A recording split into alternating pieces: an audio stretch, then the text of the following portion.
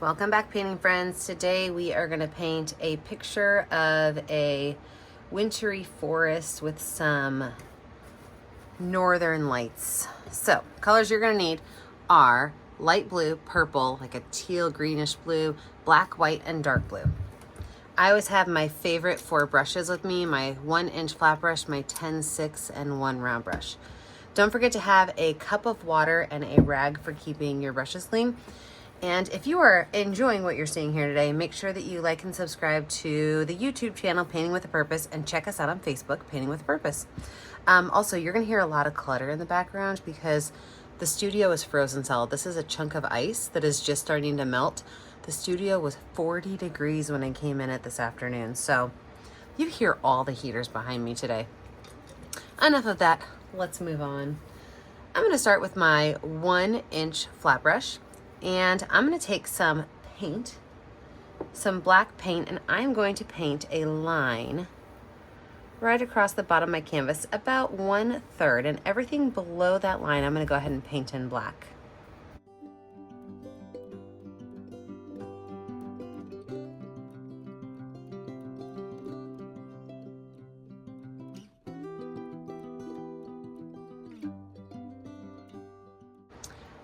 From there, I can take this brush, I can wipe it off, wash it off.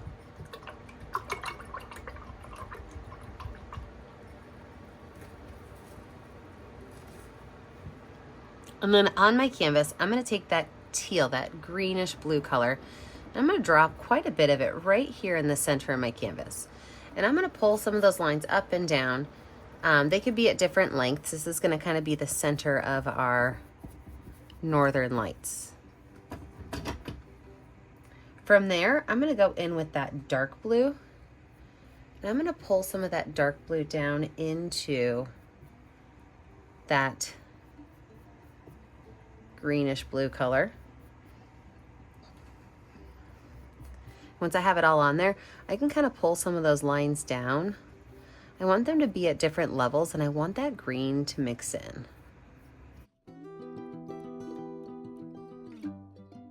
Wipe my brush off, and I could take that medium blue now and do the same type of thing. I could just take a little bit of that color and kind of brush it in.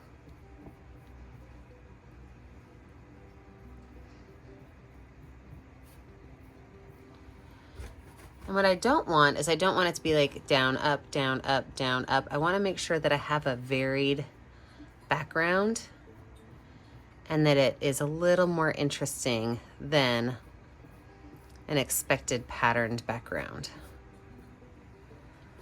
There we go, I like that much more.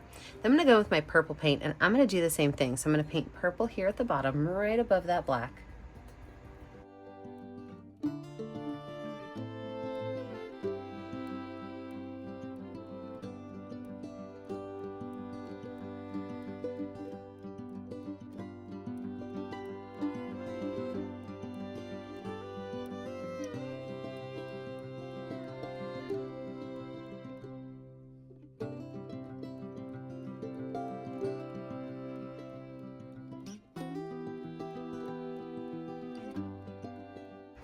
Now I washed and wiped my brush off, and my last thing I'm going to do is I'm going to go back in with that teal.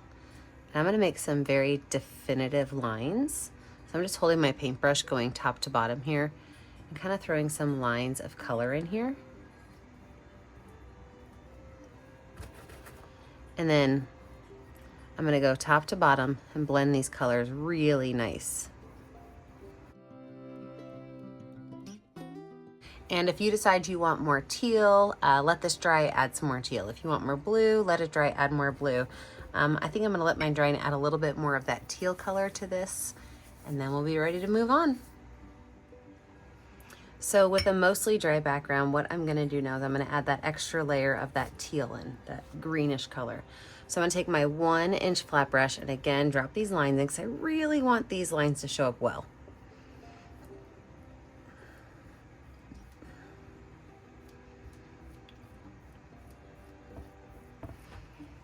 After you have your lines in, I'm just gonna brush these in. I'm gonna, again, keep my paintbrush going not wide way. I don't want a 1-inch brush stroke, but the tall way. Get those nice vertical lines in there.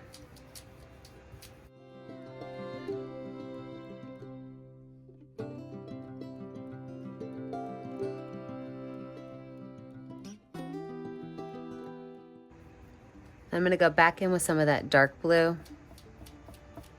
and just brush it down. I'm not gonna blend up. I'm just gonna brush that dark blue down a little bit.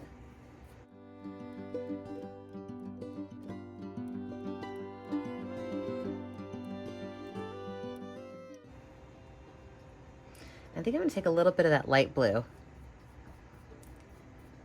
and brush it up in with that purple. So I've got some purple and some light blue on here. I just feel like my purple was kind of getting lost in that dark because it was so dark. So by taking some of that light blue and taking some of that purple on my brush at the same time, so both colors are on the brush, it'll lighten that purple up, but it'll still be purple, but just a hair lighter. There we go. That was the look I was going for. So I can go ahead and take this brush. I can wash it off. I'm going to switch over to my number 10 round brush, and I'm going to lay out where my snow and my little river is going to go. Now your river can go anywhere you want it to go. It could be as wide or as narrow as you want it to be. But I'm going to have mine from right here, and I'm just going to make a couple of wavy lines down. Now, back here towards the end, it's going to be a very narrow river. But up towards the front, it could be a little bit bigger. Everything outside of that, I can go ahead and paint in white.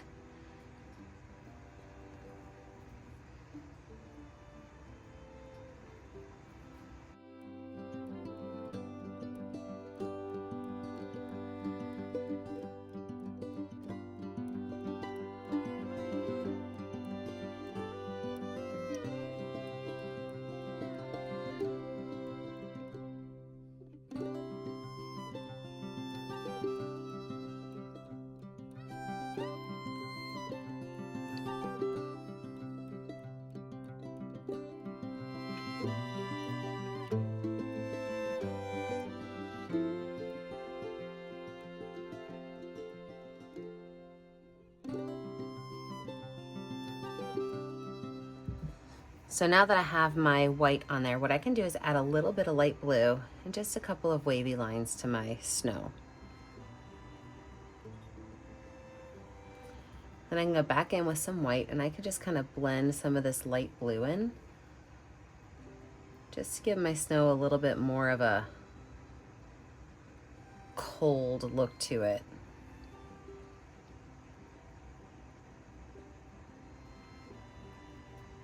Also, as you're painting these, if you have your lines kind of curving down towards the water area, it's going to look as though there's a snowbank there rather than a flat surface.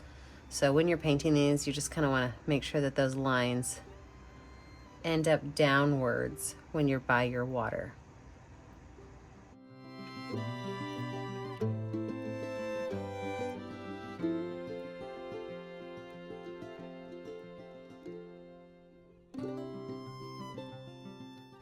Now let's move into our pine tree. So I have made pine trees lots of different ways on these videos. This one's going to be just a little bit different. So I'm going to lay out where my pine trees are going to go, and I'm just going to make a couple of taller ones, but most of them I'm going to make a little bit lower because I want to be able to see all of that really pretty teal color.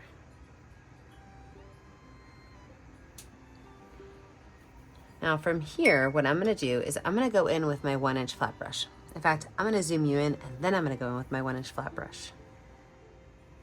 So most of the time when I make my videos, I use my round brush and I kind of dab and dot back and forth. This one's going to be a little different. This time I'm going to take my brush and I'm going to kind of make little X's. Okay, so I'm going to make little X's as I go down on my canvas. Now you're probably wondering, well, how do I do the top part? So the top part's a little tricky. You can either get a smaller brush, or you can just use the angle of your brush so that you're only getting a smaller spot. But I'm just gonna kind of take these bristles and just kind of make X's and twist my brush as I go down. Now, down at the bottom, I could probably make some of my lines go out a little bit further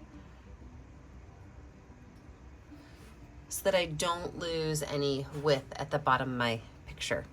So let's get all these on here. I'm going to drop myself in a speed motion, and I'm going to start to knock out all of these pine trees.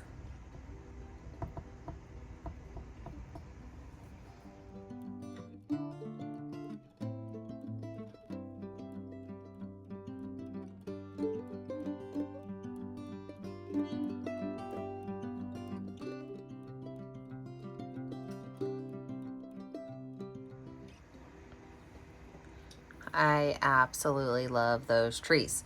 So let's move on to the next part, which is going to be our stars.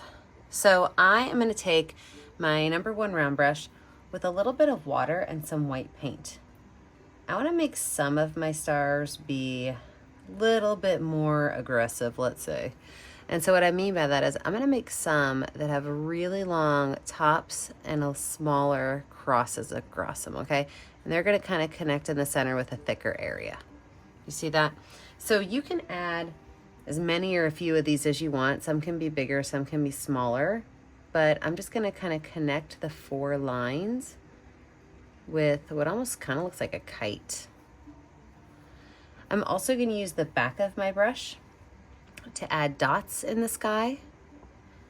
And I'm going to take one area, let's go right here in the middle, and I'm going to make a circle of dots.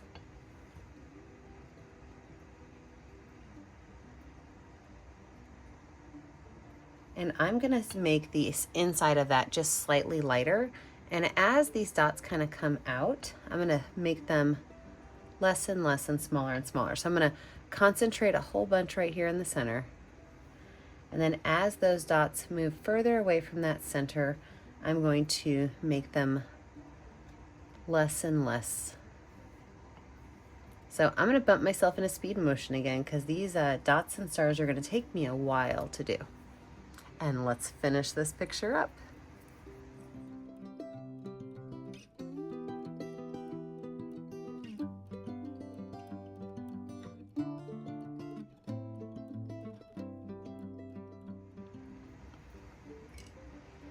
Before we call this picture finished, I'm going to take a little bit of white paint and a little bit of blue paint, the light blue.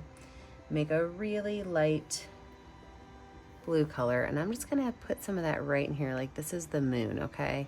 Actually, I can use my finger. If you've ever painted with me before, you know that finger painting is by far my favorite way to paint circles and moons. So I've got some of that blue and white on my finger, and I could just drop that right there in the center of these dots.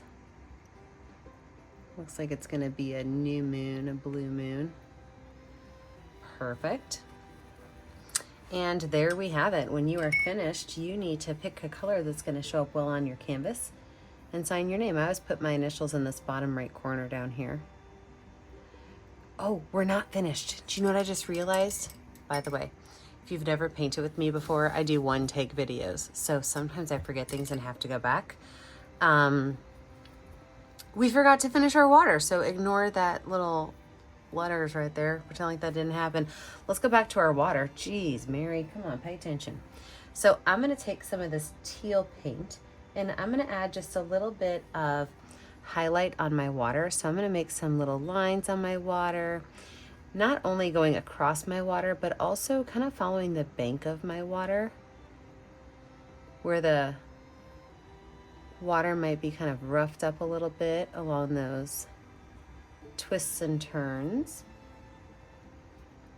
So I'm going to use that greenish blue teal color, as well as a little bit of light blue and a little bit of white.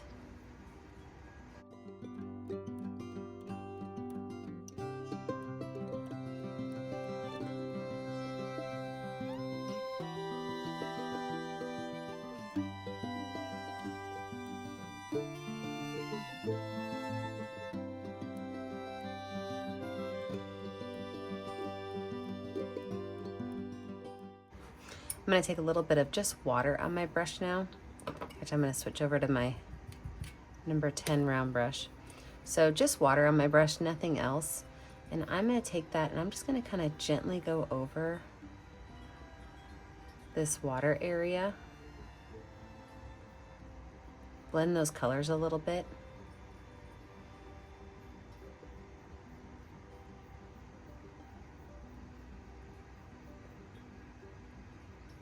If you feel like you got a little too much, all you have to do is go back in with black, but that'll at least give you some of that blended color. But you can go back in with black and get rid of some of that color if you think it's too much. But the nice thing about adding the water to it is that it gives it that really nice blended look, so it looks a little bit more like water ripples than those straight solid lines I had in there. There we go. Now I think we're done. Okay, so as I was saying before, when you're finished, the very last thing you need to do is sign your art. I like to put my initials in the bottom right corner of all of my paintings. Be sure that you take a picture of your artwork and you post it on my Facebook page, Painting with a Purpose. It's the only way I get to see what you're painting at home.